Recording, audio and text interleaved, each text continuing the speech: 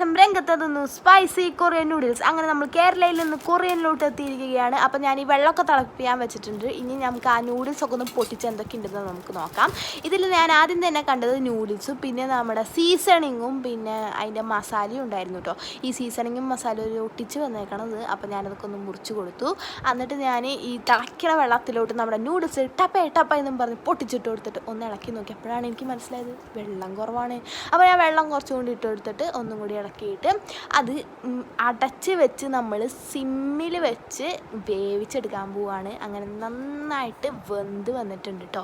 ഇതിലോട്ട് നമ്മുടെ ആ ഒരു സീസണിങ് ഓയിൽ നമുക്ക് ഒഴിച്ചു കൊടുക്കാം. ഈ സീസണിങ് ഓയിലിന് നല്ല എരിവാണെന്നാണ് ഞാൻ ഈ വീഡിയോ കണ്ടപ്പോൾ അറിഞ്ഞത്. അപ്പോൾ ഞാൻ കുറച്ചിട്ടുള്ളൂ. എന്നിട്ട് ഞാൻ ആ മസാല ഉണ്ടല്ലോ അത് കുറേ ഇട്ടു, അത് ഫുള്ളും ഇട്ടു കേട്ടോ. അതിന് എരിവൊന്നുമില്ല. എന്നിട്ട് ഞാനതൊക്കെ അടച്ചു വെച്ച് വേവിച്ചു. നമ്മുടെ നൂഡിൽസ് റെഡി ആയിട്ടോ. എന്നിട്ട് ഞാനത് വേറെ പാത്രത്തിലൊക്കെ സെർവ് ചെയ്തു.